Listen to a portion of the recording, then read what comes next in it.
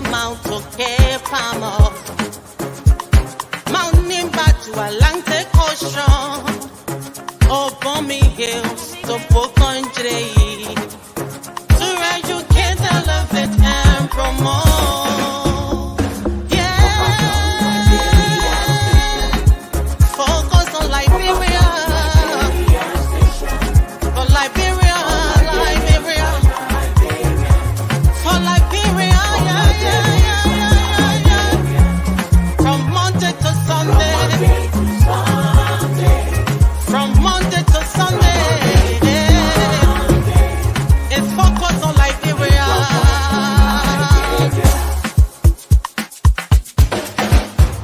Talk about home affairs, eh, in diaspora, current affairs, reliable information, history, talking about culture, politics, education, entertainment, business, sports, advertisement, articulation. Focus on Liberia. Focus on Liberia. Focus on Liberia. From Monday to Sunday. Hello there, out there in Radio Land. Welcome to our afternoon show. We're bringing you the latest news from Liberia. With me today, I have my co-panel, my co-host, Dr. Fidel Booty. Hey, Fidel, how's it going? I'm good, Mr. Eastman. I'm doing very well. You? Pretty good. Of course, you know Mr. Booty. He's in Europe. And from Liberia, we have the one and only top reporter, Mr. Prince Moba. Prince.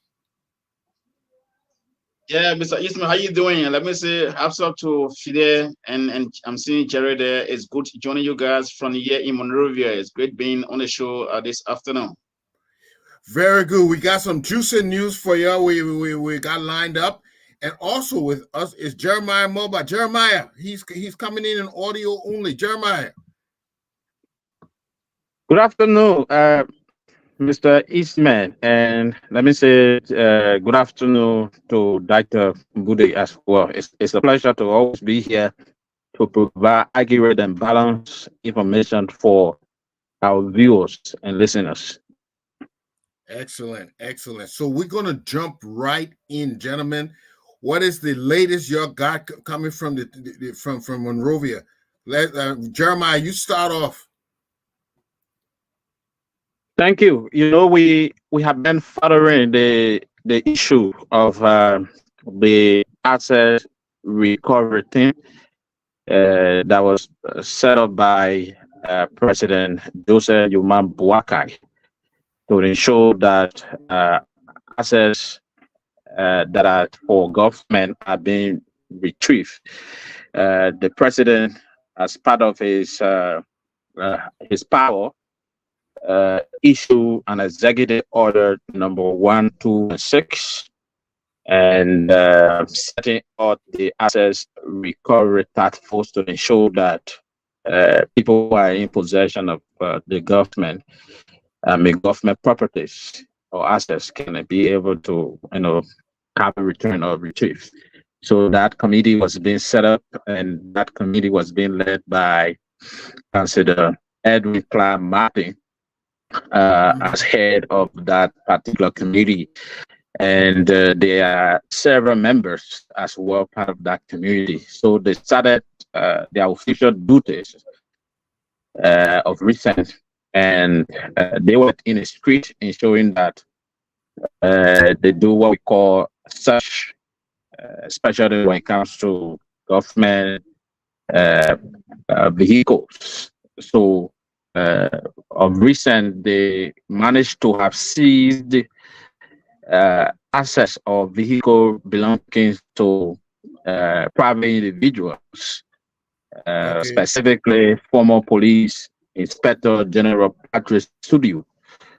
Vehicle was being seized last week, and also some vehicles belonging to former uh, presidential protocol head, that's Norofina Bono. Uh, uh, the Greater Rap vehicle was being seized by the asset recovery team. On the 28th of last month, March, the court issued a writ of prohibition to the asset recovery team because the manager of the Greater Rap sent a complaint to the court that what the asset recovery team was doing was unlawful. So his name is Francis T. Blamo. He's the manager of the Greater Rye company. He filed a lawsuit against the asset recovery team. So due to the lawsuit that was being filed, the court issued a writ of prohibition calling on Which the court? asset recovery. Which court? The civil law court. The civil So law, calling not the on Supreme Court? the Supreme Court, calling on Okay. the asset recovery team to put a halt to the process. And a conference was being called on yesterday, where the asset recovery team head, Councillor Clark Martin, was also at the Supreme Court, and the head of the Greater Rye company, Francis T. Blamo, they all appeared yesterday at the Supreme Court. But the head of the Greater Rye failed to provide legitimate documents to substantiate that the vehicles are private vehicles. So Okay. the associate George in Timber, Judge used to be Kaba, gave an ultimatum to the manager of the Greater Rye company in 5 working days to provide to the court legitimate documents so that the court can be able to see the document and be able to come up with a ruling. So that was how it ended yesterday on grounds of the Supreme Court. The management already have 5 working days to prove documents as to whether the vehicles that are being bought are private vehicles or government vehicles as well. So this Friday will be the second hearing. Okay. So we managed to also talk to few Liberians. Just before that, Colonel Patrick Sudu, the former Inspector General of the Liberian National Police, upon receiving his vehicle, because the GSA turned over his vehicle to him. Upon receiving his vehicle, he went at the GSA compound and he provided a legitimate document where you have the senators of and authorities of the GSA, and it was being confirmed that the vehicle that he owned was bought from the government, so it was legitimate. So they turned over his vehicle to him, and in a short interview with journalists, he expressed dissatisfaction, especially the manner and form he was being treated. According to him, his brother-in-law, his wife, and kids were arriving from the Liberia International Airport. His brother-in-law just came to Liberia for a visit, and he was being stopped in the street and humiliated. He was being told to get down from the vehicle. His brother-in-law, his wife, trying to explain to them, can I take my wife and brother-in-law home? Then tomorrow I can bring the vehicle, and the asset recovery task force refused. So when his vehicle was turned over, he said he want the asset recovery team to render him an open apology for the kind of humiliation that was being caused when his vehicle was seized. So it's been legal, and it's been in the public that he bought the vehicle from the GSA. But some of the people we spoke to, they have said the vehicle is new. And in fact, the former police inspector general was also in the past government, the citizen government.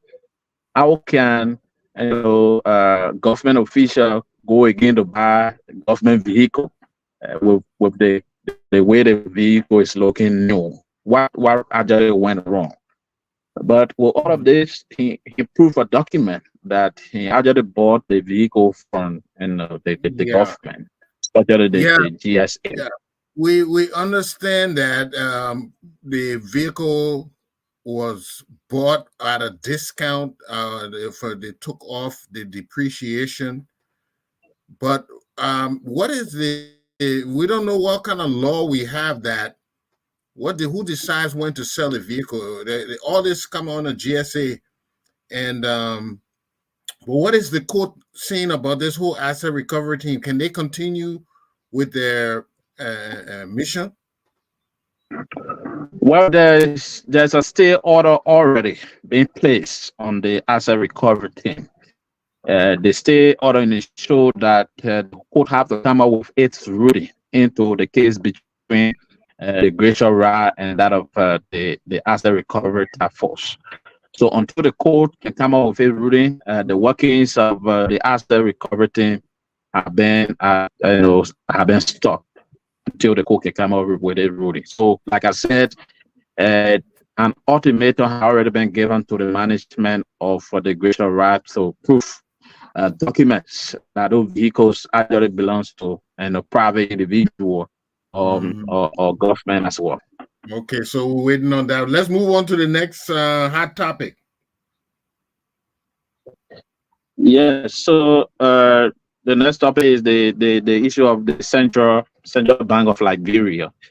Uh, Recently, the Central Bank of Liberia came up with this with this mandate that the old Liberian bank, especially the money printed in 2021, uh, on last month, the 31st was not going to be in existence. Most often, you have the local people that go to the market to buy their goods and other things. You observe that people will refuse the money. But there was a more long announcement by the Central Bank of Liberia calling on citizens to carry the old banknotes at the Bureau Bank commercial banks to have a change for the new currency. So the deadline has passed just today. The Central Bank of the Central Bank of Liberia came up with a new date, which is May 15th. So the call has been made that Liberians can use the old bank notes up to the 15th of May.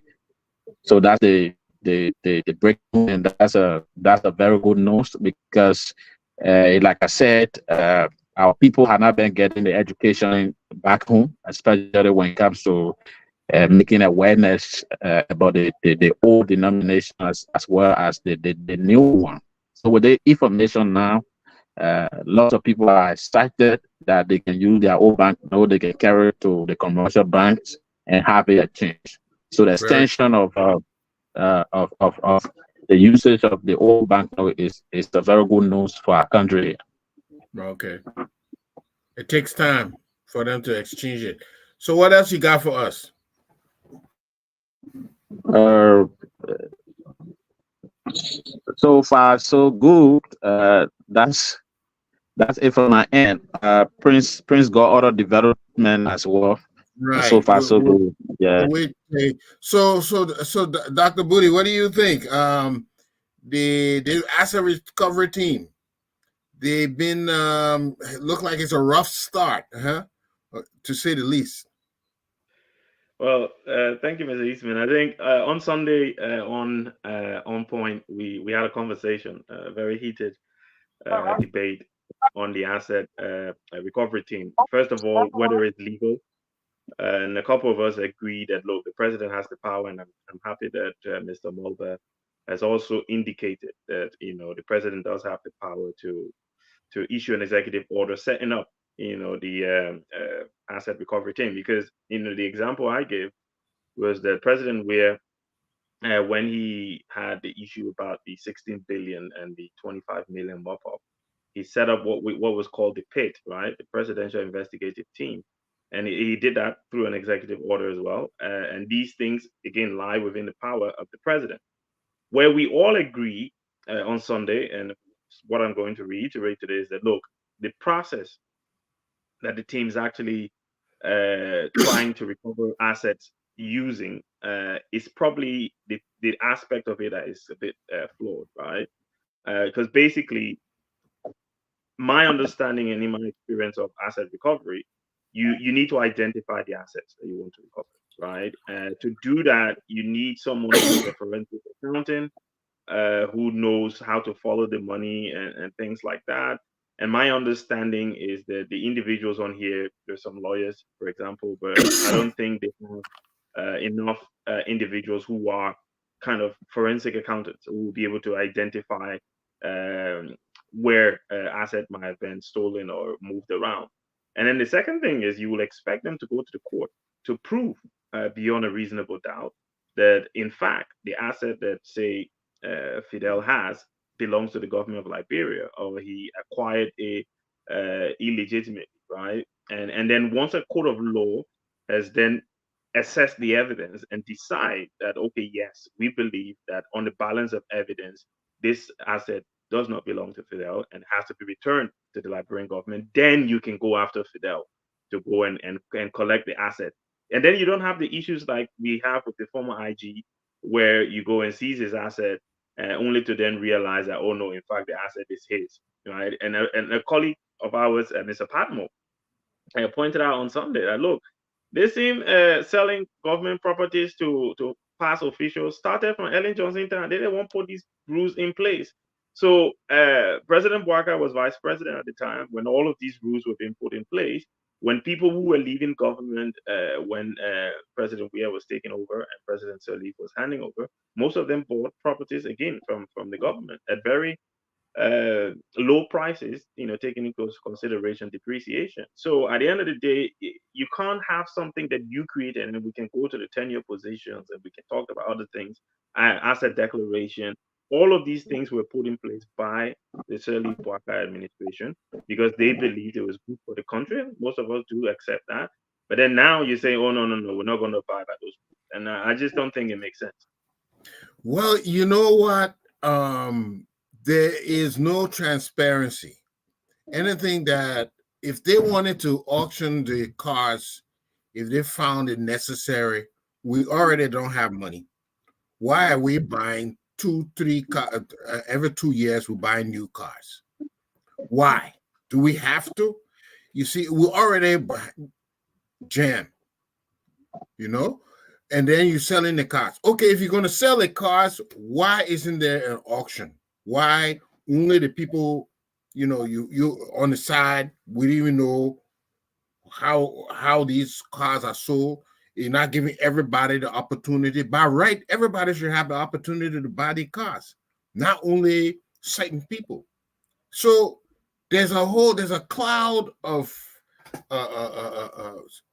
suspicion over the whole process, and they know what they're doing. But what I don't understand, Dr. Booty, the man who's in charge of this asset recovery is a lawyer, a seasoned lawyer. Doesn't he know that there has to be the proper process before you go after stopping people cars in the street? And didn't they have to first identify assets were missing, or they just, what is it? There doesn't seem to be a proper process, Right. and why, when you have somebody who is a lawyer leading such a thing, why is there not a proper process? What's going on? I think, okay, I think we need to take a step back, right, and look at what this government has been able to achieve so far, or some of the things that they've done so far. And if we look at the 10-year position, because that's one of my main bedbugs, right? And this lawyer, who is the legal advisor to the president, is advising the president that it's lawful to appoint people to tenured positions when it's actually illegal. You can't do it. It's against the law. You can't do it. These Right. agencies were set up by the legislature, and they were set up in the way that they were supposed to function. So you can't then go and undermine that. So the point I'm trying to make is, if you look at the president's first appointment to the Ministry of Justice, Councillor Cooper Kura, right? There were issues about integrity. What did the president do? Take him from there and send him to the Ministry of Labor. So, okay, the question then is, well, he lacks integrity to serve as Minister of Justice. Isn't he still lacking integrity to serve in any position in government? So why would you take him from one position and send him to another position? And the thing I'm trying to say here is, look, these guys have not started like they mean business, right? They campaigned to the Liberian people that they were coming to rescue us from President Weah and his band of whomever, and Right. they've come in without a rescue plan, right? It seems as though they don't have a plan. They're just trying things. In the West they say you throw a lot of dirt at the wall and hope something sticks, right? So it seems to me that's what they're doing. They're just trying new things. If it doesn't work, they try something else. If it doesn't work, they try something else. Because this guy should know that as a lawyer, you cannot, I think it's Article 20 of our Constitution that says you can't deprive someone of something without due process, right? There is a due process clause in our Constitution. Everything that the government does must follow the principle of due process. And if you want to do that as a lawyer, let me go to court with my evidence first. Let me prove before a competent judge that here is the proof that this guy has taken something that does not belong to him and belongs to the Liberian government. And then it makes it easy so that you don't have egg on your face after you go and then disrespect this guy. Look, again, do I think that the process in him acquiring the car was right? No, I agree with you 100%. I think it should be a public offering. I think every Liberian should have an opportunity, because what that does, it means that the government can recoup more money, right? Because if he bought it for the alleged 5,000 that they're saying that he bought it for, I probably would have said, "Oh, I'll give 10,000 government." Yeah. And then Mr. Ibu would say, "Oh, I'll give 20,000." And Mr. Mobile said, "Oh, me, I got 25." And then the government will be able to generate 4, 5, 6 times the amount. Right? So that it benefits us, it makes sense. I have no issue with because companies and projects do this all the time. You buy an equipment, you say we're going to use the equipment for 5 years. After 5 years, you say we'll sell it because the repair cost is going to start becoming high. So we won't want to spend too much money repairing it. So we'll sell it and then buy something new. But they have to look at the law, like you said. They have to change the way these things are run so that again, the government will make money. Government will make way more money. Right. But Jeremiah, what are people on the street seeing about this whole asset recovery team? Well, what you hear on the street? Well, like Dr. Buddha said, this government came to power with that phase of integrity. But the way things are going, before the asset recovery team was set up, too many spoke to. One thing stressed on was the issue of witch hunt. They wanted the asset recovery team not to target a specific group of people. It's called a curse. Yeah. But in recent time, most of the things the asset recovery team been doing are people who work in the past government, the CDC government. You look at the former chief of protocol to former President George Weah. She owned the Glacier Rise and the vehicles. You look at the former inspector of police, Patrick Sudu as well. So most of the people we have spoken to, they have said, this is exactly a witch hunt. So as a recovery thing shouldn't just be about the 6th year of President George Weah. It should go across, even the 12th year of the Unity Party government. It should go across. So it shouldn't just be limited. But the way they started, it clearly shows that actually they came to do an attack of the past regime, because it's showing that exactly they came to do an attack. And with integrity power now, some of the supporters of this government, they are taking aback, especially Senator Abraham Darius DeLong. We reported about this 4,500 coupon Representative Yeke Kolba talks about recently.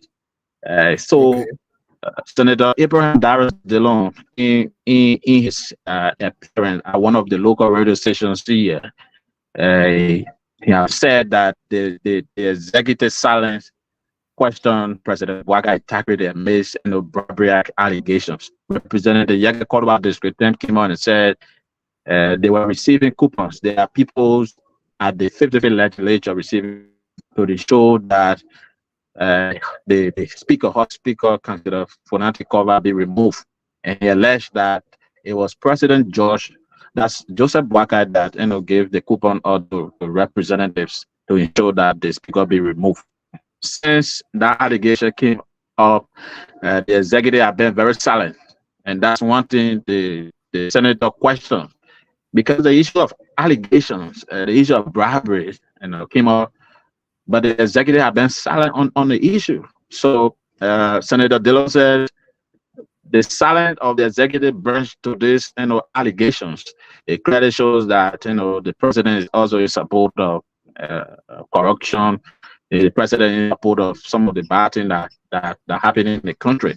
Because this is not just ordinary allegations of removing hot speaker, giving coupons to lawmakers to the speaker has been removed from a post. It's not just a mere allegations that people will sit quietly. The executive have been quiet about this, and Senator Dillon said the way they have been silent is clearly shows that the president has worked is not taking the issue of corruption or integrity seriously. And more people we have spoken to, they've been stressing on the issue of the president's side when it comes to this particular 4,500 coupon that was being alleged by Representative Yeke Koluba. Wow. So even the press secretary, I understand there was a press conference a day or two ago. She did not mention anything about all this. Nobody asked her questions about this alleged bribery or coupons that were being distributed to the members of the legislature. This has not been official. Usually, when generally asked the questions, they always say they don't want to give any credence to the lawmakers. In fact, that's not the kind of discussion they want. They got serious things to take care of. President Bouakai is focused on how to move the government forward. President Bouakai will not listen to distraction. These are all distractions, and the president is very focused. All the kinds of things. These are things they always talk about, but officially, no, they have not come out to actually talk about this particular issue. And like I said, Senator Dillon being one of the supporters of this government, the rescue mission is also taking aback. Why the executive silent on this particular issue? What's going on? Yeah. It's a rough start. I hope we will see more to that. What else do we have going on in the news, Dr. Booty? Sorry.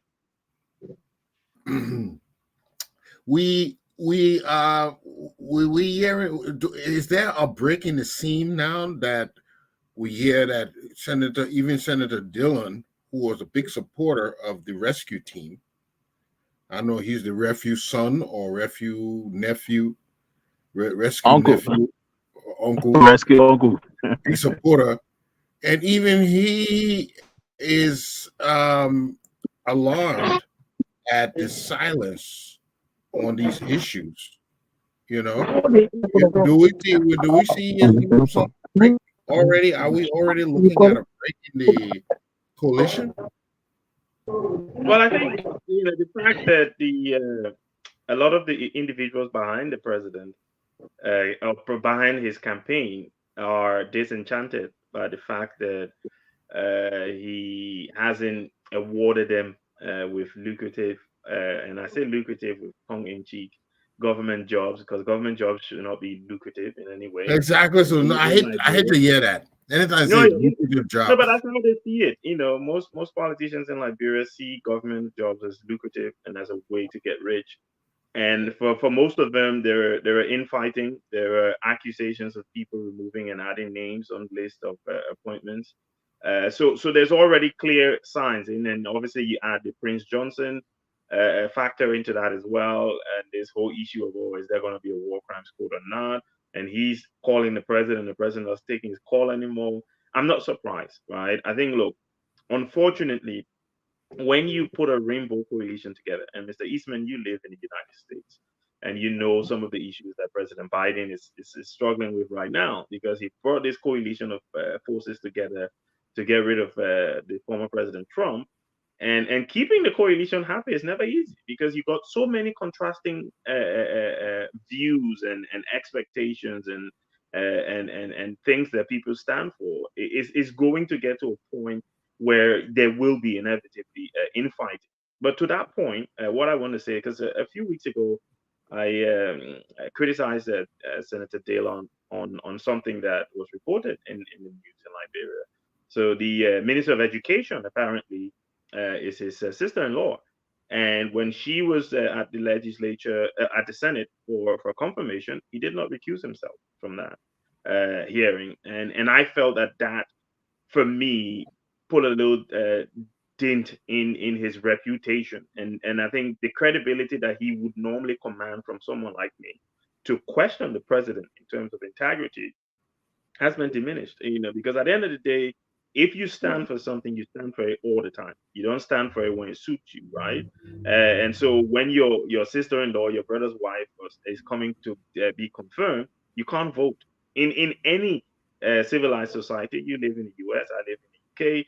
If you're on a board, or if you're in a meeting and they're going to discuss your pay, or they're going to discuss something that you're going to directly benefit from, they'll ask you to leave the room, right? Because at the end of the day, you can't make decisions about your own benefit, right? And I thought, for that, I have an issue with whether or not I trust his level of integrity. But it's fair, to raise the point that, look, this is a serious issue. The office of the president has been accused of bribing, because we know, Mr. Eastman, that President Sirleaf was accused of the same thing when Edwin Snow was Speaker of the House, that she colluded with some members of the House to get Representative Snow kicked out as Speaker. So it's almost like history repeating itself, and so you have to, take the accusation seriously. We know Yeke Koluba, he got all his thing, but he normally, he's always hard on the backs of presidents when he think they're doing something that is not in the interest of our people. The president should have said something about it by now. His press secretary should have said something. The minister of information could have said something. And all of these people being silent is not good enough, and it is concerning.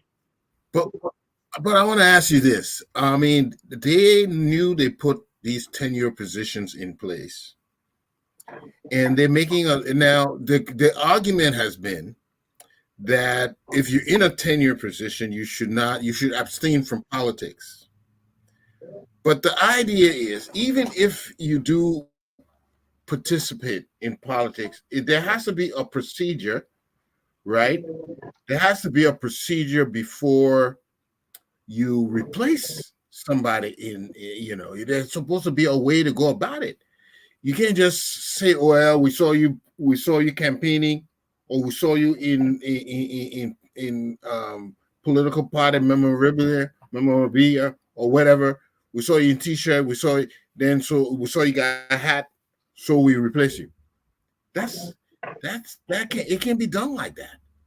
So why isn't there a procedure in place that at least we know they are doing things legitimately? Why? Why are we doing things like this? This is and especially an experienced group like this. What's the reason? You would think that they are experienced, right? Because look, if we go back, right? Because I witnessed the Sirleaf administration from a distance and then from close up as well. So there were a couple of years I was in Liberia and I witnessed it as well. And most of us felt that President Sirleaf could have done way more than she did, right? We all thought, this, she has all this experience. She's been yearning to become president of Liberia for so long. She's going to come in with all the backing of the international community, and she's going to transform our country. I think there were some I don't know, 19 or 60 billion or whatever worth of concessions that were signed under President Sirleaf. And Liberian Right. people did not even enjoy, we didn't even feel it. Even those of us who were working and making decent money in Liberia at the time, we still didn't feel that this 19 billion or whatever was impacting the country anyway. So I'm not surprised that this president is struggling. Look, I have been very critical of the president. I felt and feel that he is very selfish in deciding to run to be president, knowing that he doesn't have the stamina to keep up with these young guys. Mhm. And what is happening now, these guys are just pulling him from pillar to post, and he is unsure what to do and how to handle it. Right? You needed someone who was strong, who had the stamina to be able to control, or keep these guys in check. And unfortunately, he's not doing it. And that is why I believe he was selfish in trying to run to be president. And the missteps that he's having now is purely down to the fact that he's way in over his head, right? He's out of his depth. Wow. He's a good number two, or was a good number two, or number two that was parked in the garage for 12 years or whatever. But I think as a number one, yeah, I don't see anything coming out of it. Yes, ladies and gentlemen, we're going to bring Dr. Stephen Benda, Reverend. Excuse me, should I call you Reverend or Pastor? Yes, Bishop Benda. Bishop. Okay, but Bishop Benda, welcome to the show. We understand that you have a lot of revelations for us, and we're eager to hear it. We were briefed that you are calling for fast and prayer. So, without any delay, kindly introduce yourself so at least our audience know who you are and what your message is. Well, thank you for allowing me to be on your show. I'm Bishop Stephen T.Y. Benda, the presiding bishop of the United Pentecostal Church of Liberia. And I live in Monrovia, a pastor in Monrovia, and for years I've been with the United Pentecostal Church. Okay, so I guess you grew up in Monrovia. You were all the time. Went to CWA, went to Cotton. Tell us a little more about yourself. All right. Once again, I'm Bishop Benda. I hail from Bapulu, specifically Banga Bogota, where I started my elementary and then later moved to Bay Area in the 70s, 77, 78, and later came down Monrovia for studies. After graduating, went to work in office, and then later came back, went to the university and graduated. For now, I am heading the United Pentecostal Church of Liberia, traveling, and also a member of the Global Council of the United Pentecostal Church International. Excellent. Right now, the United Pentecostal Church has over 104 churches that I have oversight responsibility of. Okay, Bishop. Very good. Very good. So, Bishop, you have a message for the Liberian people. Correct. What's that message? I have a message. It's not a long message, but it's very, very important to all of us.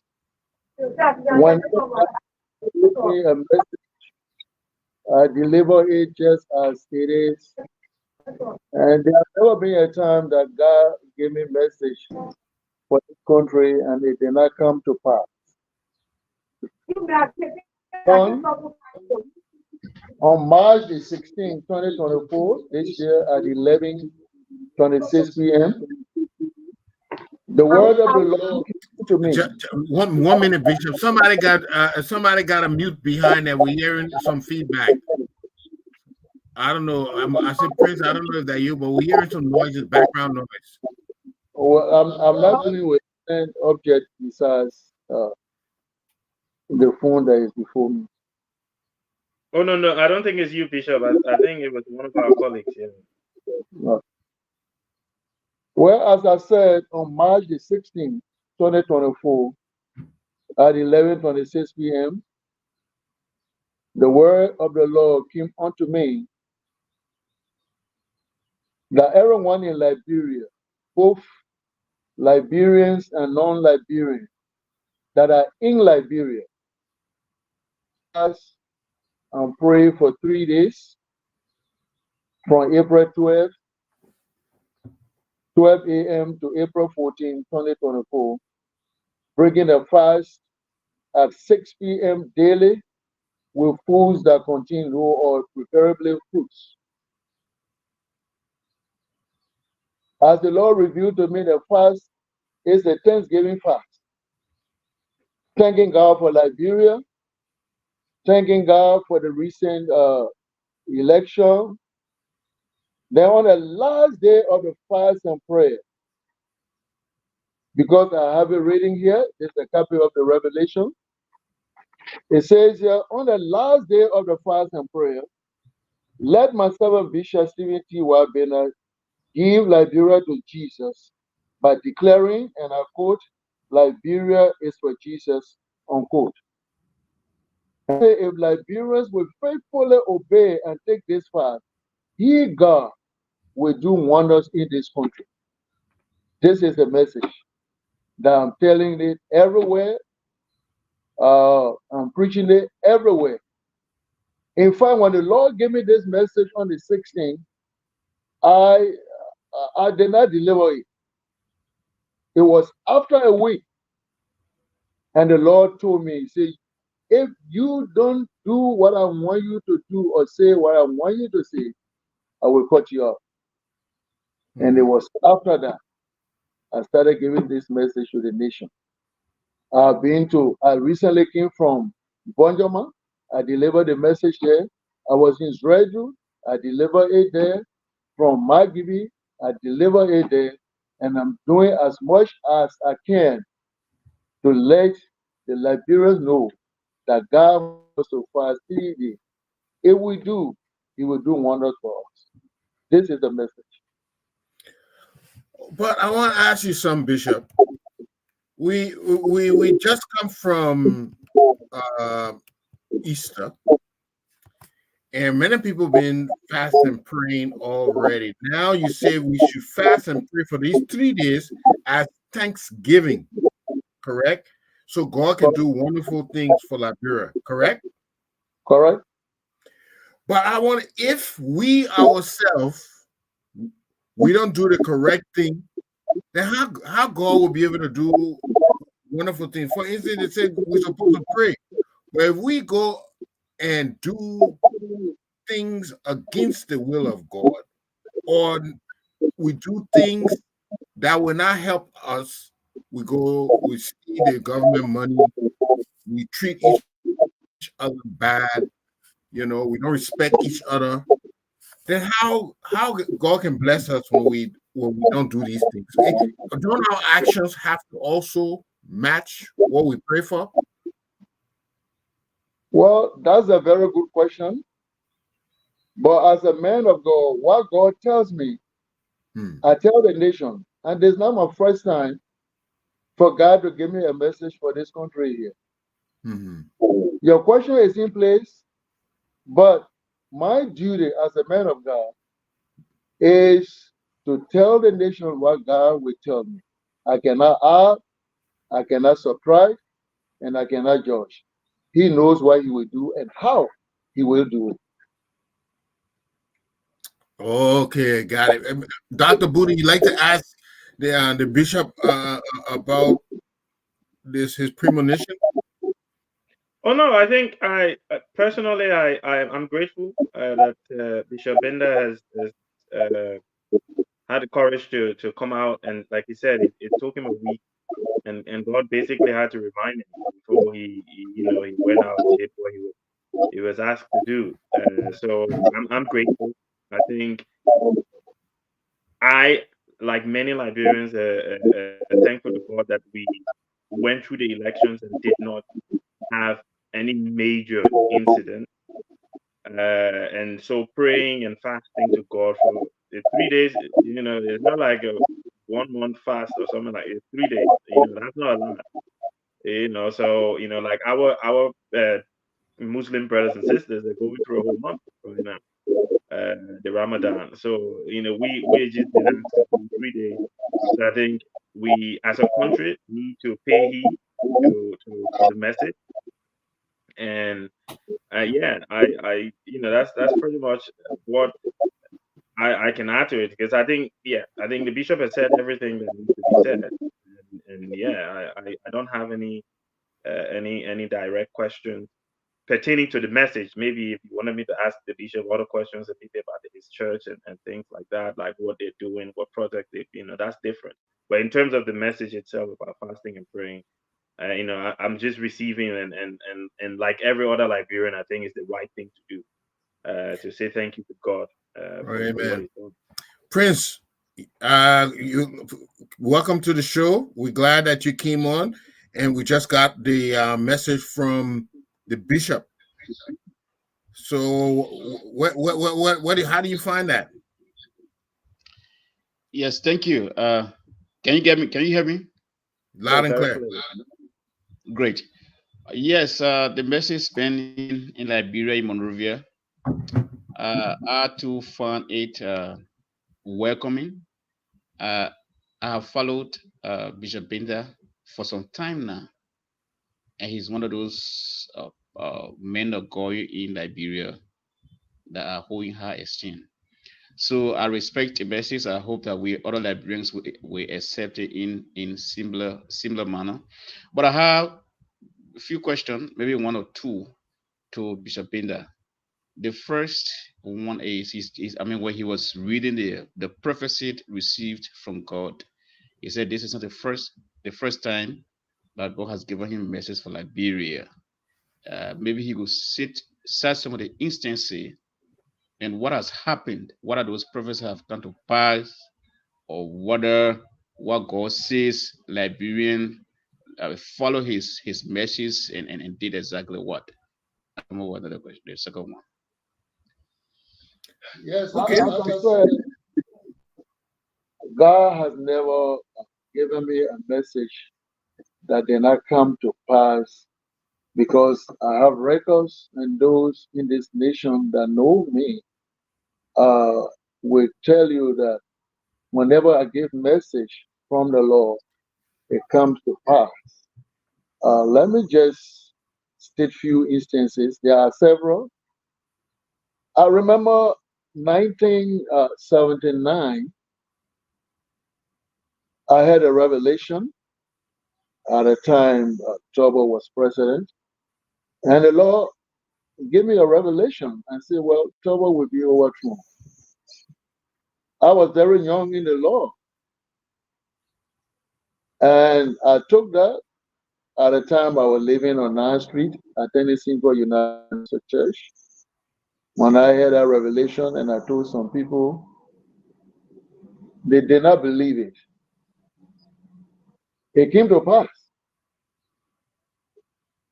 In October 1989, when I was working with the Bond Money Company, in October, the Lord gave me a revelation and told me and said, my servant, war is coming in Liberia. When that war comes, no prayer will stop the war. So I told the church in Bowman, we prayed, and I gave them the revelation. December of that year, we heard about Charles Taylor crossing into Liberia, and we know what happened for more than 12 years in this country. Then, in 2002, sent me a message again and said, war will enter Monrovia 3 times. I called the attention of the church. I told them, I said, what I've seen, we need to pray for God to cover us. And in 2003, what we call in Liberia now World War I, World War II came. On this campus, we hosted almost 1,000 persons, and people said, but Bishop Bernard said it. And then in 2012, I had a revelation, and the Lord said, tell your people to fast for 4 days and 4 nights without eating, without drinking. I said, wow. I delivered it. When God gave me that message, after that, Ebola came. And then in 2017, October the 15th, God gave me a message that I refused to deliver that message. But I remember on that Sunday when I came to the church to preach, the Spirit of God told me in my office and said, what I've told you, if you don't deliver it, you will never preach. I went in the pulpit and delivered what God told me, the revelation God told me that Joseph Boga will become president of this country. How and when, I didn't know, but I delivered it as it was. I remember, Brother Mulva, when I delivered that message, a pastor came on this campus in my absence and I told my secretary, where's Bishop Bernard? Well, the secretary said, well, Bishop Bernard is not here. He was so angry and said that it was impossible, that would never work. All right. And this year, March 16, when God gave me this revelation about the nation, especially that we should fast for 3 days, and that when we take the fast faithfully, here God will do wonders in this country here. I said, well, I have a record of what God has told me, and so I'm not going to hold back this message. And so this is not anything strange for me. I've had experiences, and I believe that God has spoken to me. That's why I'm calling on Liberians, that God has said, do this, and I will do wonders for you. I think this is something that we should make use of, fast and pray, give thanks to God for the election that passed, give thanks to God for our country, and see what God will do. And trust me, Titus 1:2 says that God cannot lie. So this is very, very important. That's why I'm country to country. I'm calling on the media. We have flyers. This is the flyer that we are dividing all over, telling people to take the fast. Well, the next question would be, will people believe you? Well, my concern is that I should say what God did. Those that will believe it, fine. Those that will not believe it, fine. I don't have control over that. But as a man of God, let me deliver what God has told. Okay. So let me come in. Bishop, want to say again, thank you for appearing on this platform. My name is Jeremiah Moba. I listened to you when you talk about the prophecy. So let me ask my first question. The first one is,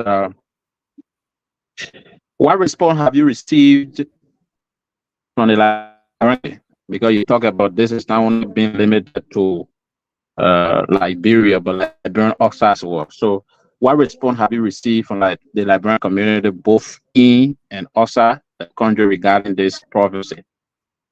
And the second question has to do with, how do you address criticism or skepticism from those who may not share your religious beliefs when you talk about Liberia belongs to Jesus? Very much. Since I delivered this message, people are responding positively. There are others that are even calling outside of Liberia who are not living here, and they are saying, look, we are not in Liberia, but we are going to fast and pray for our country.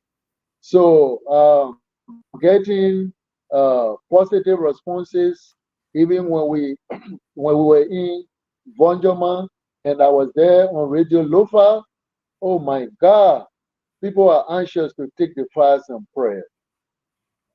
The next question is, how do I respond to skepticism or criticism or disbelief? Well, I'm a man of God. Even God who is in heaven, everybody is not worshiping the man that made the heaven and earth. There are people that have come out and say, there's no God, but it does not erase the existence of God. Just because you say there's no God. So I know there are those that will believe, and I know those that will there are those that will not believe. But I'm not offended at all. My duty is to tell people what God tells me, and we'll work towards it because our mindset will be involved in our fast and prayer, seeking the face of God for this country here. I have traveled extensively, but I tell you, I have never seen a country that I love like my country. So when God gives me a message to stay in a gap for my country, to pray and say, Lord, do this and I will do this, I stand for it. And I pray that those that will not accept it, I pray that God will soften their heart to know that this is not a joke, this is not an entertainment. This is the voice of God speaking to us as a nation to say, do this and I will do this. Let's take advantage of it and see what God will do for us. Very So good. Our people, in addition to the question before Mr. Ismail comes in, go I was ahead. asking what you meant by Liberia belongs to Jesus in your prophecy. Liberia belongs to Jesus. And indeed, Liberia belongs to Jesus. But this, I mean, look, this country here was built on Christian principles. And we as believers, we should come to a place and say, look, this country is for Jesus, not just in words, as I think it was Mr. Ismail or somebody was saying, but in deeds. But this is what God told me. He said, when you do this, when you declare that Liberia is for Jesus, I will do wonders among you. Yes, so, Mr. Ismail, before you come in, let me just ask my question before you come in. close Go up. ahead. Yes, Yeah, so so this this is is why what I I'd like like to know for the question, right? The church, she intercedes on behalf of nations and its people. Maybe I'm wrong, but Liberia is more political. I mean, people will politicize everything, even prophecies from men of God, and all those kinds of things. Is there any remedy and any way that the church can intercede and then this prophecy will come to pass? Because it's just you may not even see you may not find everybody praying or even half of the population praying, or I mean with going through the 3 days fast as it been prophesied. The second question is, somebody may say Bishop Bender wants job from Puakai. That's why he's saying, oh, yes, I mean, last 2 days, don't take God thank you for the elections, and then God going to do wonders for us so that he can be favored by the president. How do you respond to people that think that way? Thank you. Thank you, Mr. Morua. Let me address the first question. The second question. When it comes to job, I'm not looking for a job. Not at all. I am fully employed. I'm a full-time preacher. I'm a full-time minister of the gospel. I started preaching when I was 12 years old. Now I'm 62. And all of my education, all that I have deposited everything into ministry. All I know is church to preach the word of God, going from country to country, from continent to continent. Like next year, I'll be invited to go to Osaka in Japan. I will be there, preaching from place to place. I am not looking for favor. I'm not looking for job. I'm fully employed. And when I say I'm fully employed, I mean that what the church is supporting me with, what God is providing for me, is sufficient to keep me up. Only those that have high expectation in life to achieve more, to gain more, suffer frustration for getting less than what they expect. But that's not who I am. I'm somebody that is contented with what God has provided for me. So I'm not looking for a job anywhere at any time. No, no, no, no. So let me get that out of the way. Clear, clear. I'm not looking for favor from the president. I'm a messenger of the Lord. This is my whole life. This is what I went to school for. This is what I put all my degrees in. So, um, to surely answer your question, I'm not looking for favor and I'm not looking for job. Now, the other question, well, if all of the Liberians do not fast and pray, but some pray, your question is, will God honor this? Well, it falls within the purview of the Almighty God. In Nineveh, when Jonah went and preached in Nineveh that Nineveh would be destroyed in 40 days, the king did not sit. He sent posts all over the country. They put the chickens, the goats, and they put them in basket, and the people fasted and prayed, and God answered the prayer. But I want to believe that even if all Liberians do not fast and pray, or non-Liberians living within Liberia do not fast and pray, and men and women of God, faithful people of God, stand in the gap, God will say, for the sake of my people, I will do this. But I cannot decide what God will do if everybody does not pray. But I believe there are men of God, women of God in this land that can cry to God, and God will hear. How's the message with the president? Have you managed to communicate this with the president? Well, we have a communication that should go to the president. We have sent a communication to the House of Senate. We have sent a communication to the House of Representatives, and we are preparing one to go to the president so you know exactly what God is telling the nation. But that does not mean in any way that I am seeking for job. No, I am content. I am satisfied. Mhm. Bishop, we have our people asking, where is the church? Where can we find a headquarters in Monrovia? Where? The United Pentecostal Church headquarters is right opposite the SP gas station, FE Shortcut, around where Vamoma House is. We have a high school here called Apostolic Foundation High School that recently got burned. The whole upper floor got burned, if you heard it. So it's right to FE Shortcut. When you get to Vamoma House, just ask, where is the United Pentecostal Church? It's right across the road opposite the gas station, a very huge compound. So there where we are. Oh, I And can see a whole lot of trees and garden and flowers around there. come and worship with us on Sunday. Very good. Very good. So, the message you have for us, we should fast in prayer in thanksgiving for our elections. And once we fast and pray, very good things will happen to Liberia. Is that correct? Correct. Wow. Okay. Well, it's good to hear that. Because Moba is coming, bring us. I mean, Prince, he coming bring us his news. He get update from Liberia. We would love you to stay on and get your own idea about what he would tell us. Moba, I mean Prince. Yes, can you get me? We're getting you.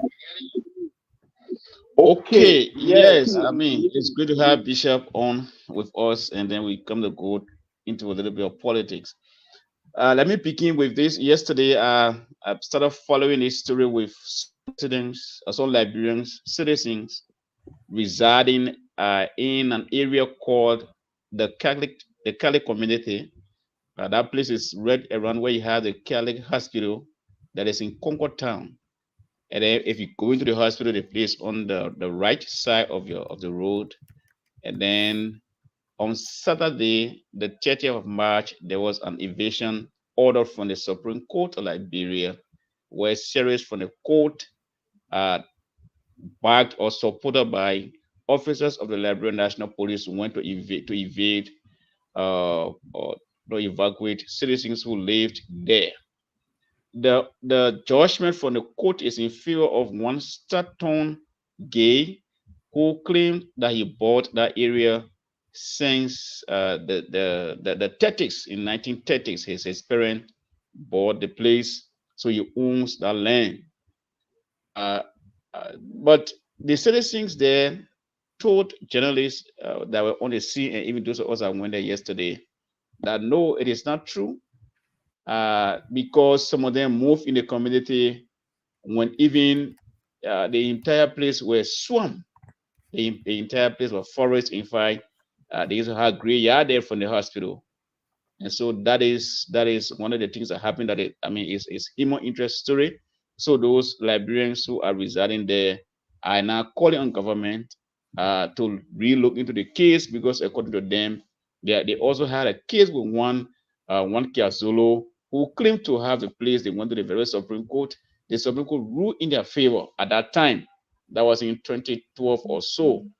Then how come this time around the same Supreme Court that ruled in their favor that the place belonged to them? Because they said after they dry up the place and they build the houses, the Liberian law requires that swamp lands and wetlands belongs to government.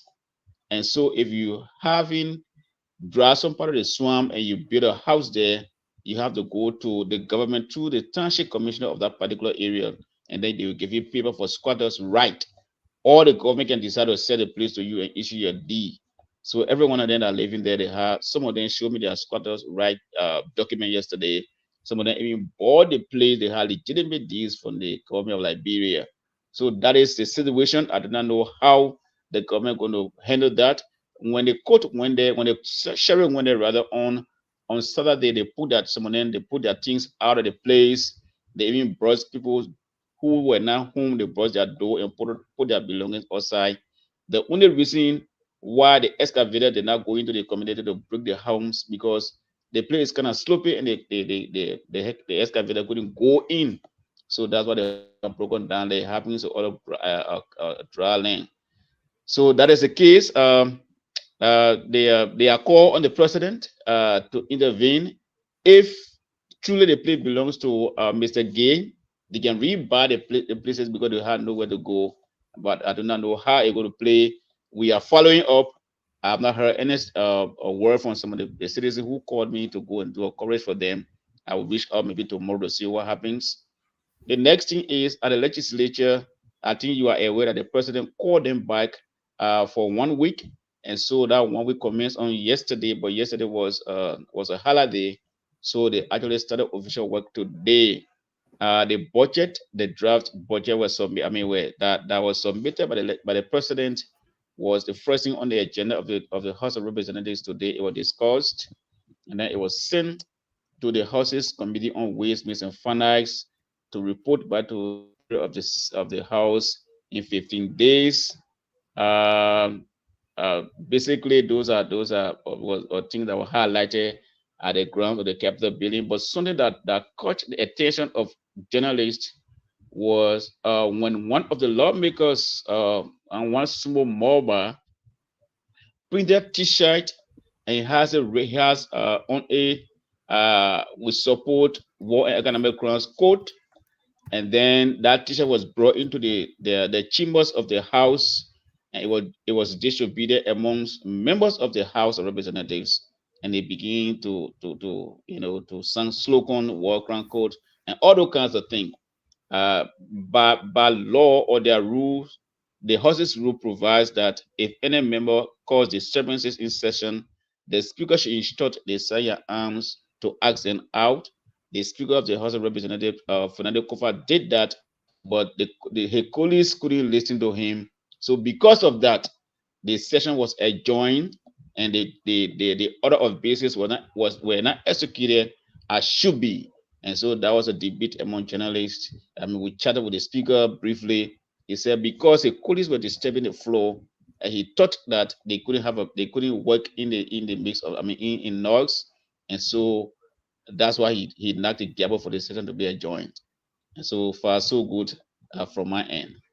So they didn't do anything.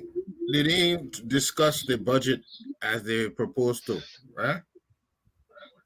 The budget, this is what happens. Once the president submits the budget to the speaker submit that to the plenary through a communication from the president, and that communication was read, and then there was a vote taking that the budget be sent to the committee on ways, means, and finance.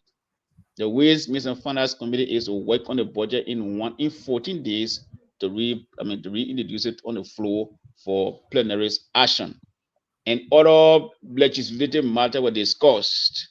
But in the midst of that, almost at the conclusion of the agenda for the day, it was then one of their colleagues walked into the chambers with the t-shirts, and the distribution of the t-shirt brought severe distraction into the chambers. And that was then the speaker knocked his gavel, and then the session was adjourned. So I cannot say they didn't do any work. They work, but then the agenda was not exhausted as it should be. And then before the session adjourned, the speaker, the normally they can have on the agenda, other matters can arise, and those things were not done. Very good. Bishop, we have some people saying here, all the people that died in the war, until we have people account for what it did, for the sin, what it did, the killing it did, we will not have prosperity and peace. How are you looking at that when you prophecy? Mr. Ismail, oh my God. Let me make my position clear. Thank you for the question. But I came to deliver a message from the Lord. And then I come to discuss politics. But as the Bible says, righteousness exalt a nation, but sin is a reproach to any people. And so, from the biblical point of view, the Bible says that the wages of sin is death. In other words, Mr. Eastman, when I do wrong, let me face the consequences. But when it comes to war crime code, well, whatever works for us for God to be satisfied, that's it.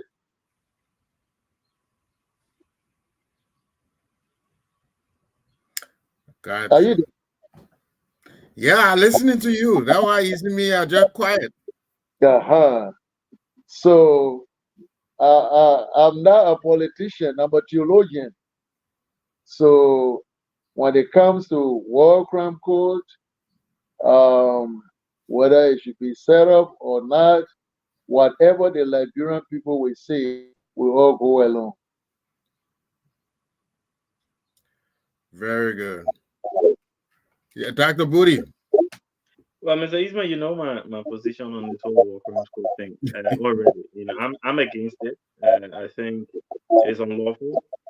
If we try to set it up in the current format that people are asking for it to be set up in Article 21A of our Constitution is clear that you can't create any law that is going to have retroactive powers, right? So when these crimes were being committed, they were crimes or alleged crimes. They were crimes under our current laws, right, or our laws that existed at the time. They were murder, they were rape, they were torture, and so try them as those specific crimes. But when you try to group them under the umbrella of war crimes, when war crimes was not defined in our constitution or our penal codes at the time, there's a reason why the Rome Statute that took effect in 2003 only punishes crime from 2003 forward, right? There's a reason why it doesn't go backwards in time, right? because at the time people were committing these crimes, there was no framework. So when the genocide in Rwanda happened, when the war in Sierra Leone happened, and other places, the framework, the Geneva Convention, was just a convention. There was no framework to implement it, which is why the ICC was created. But then you can't go back and punish those crimes. You punish the crimes going forward. So the only way that we can legally retroactively punish crimes that people committed during the war is to try them as individual crimes, as murder, as rape, as theft, as torture, as enslavement, and whatever, or forced labor, because those are already defined. The problem we're having in the country is we like to bend over backwards so much when the US asks us to do something, that because they've come in recently and say, "Oh, you guys need war crimes code," so hey, everybody say, "Yeah, that's the new song that we're dancing to right now." Right? What we fail to realize is that the Americans fought a civil war in the 1760s. Right? They had the opportunity to try all of the guys from the Confederate States, and what they decided at the time was it wasn't in the interest of nation building to try those people for two reasons. One, you wouldn't get people in the South. You wouldn't get a jury that will convict people. So you need to get the juries of their peers to convict them, and you never get any jury that is going to be impartial. So that's the first thing. Secondly, it was just going to undermine the process of nation. Liberia civil war ended, like Bishop mentioned, and we all know, 2003. Right? We've had almost 20 years, or more than 20 years, of healing. We decided at the Accra, in the Accra Comprehensive Agreement, that we will go for the TRC option, not War Crimes Court. We will go for TRC. That's the option we went for. You tell the truth, we will forgive you, and then we'll reconcile. That's what we chose. You cannot, right? And you live in the United States, Mr. Eastman. You know the situation with our man Bill Cosby, who went to a civil trial. They say, "Oh, confess your sins, and then we'll not punish you criminally." He confessed, and then they went and punished him criminally, and they threw it out. Say, "Look, you can't tell the man to confess his sin." Do you actually think that Prince Johnson and all of the individuals that went to the to the TRC and told the truth, do you think they were going to tell the truth if they knew they were going to use that same thing to prosecute them later? No. So we can't then tell them, "Oh, we'll do it one way," and then we do it that way, and then later on we decide, "Oh no, we want to change the goalpost," right? And then we come up with new rules. It doesn't work like that. Look, I'm a Christian. I lost people during the war, as has of every Liberian, right? I believe that we forgive. I believe we find a way to move forward.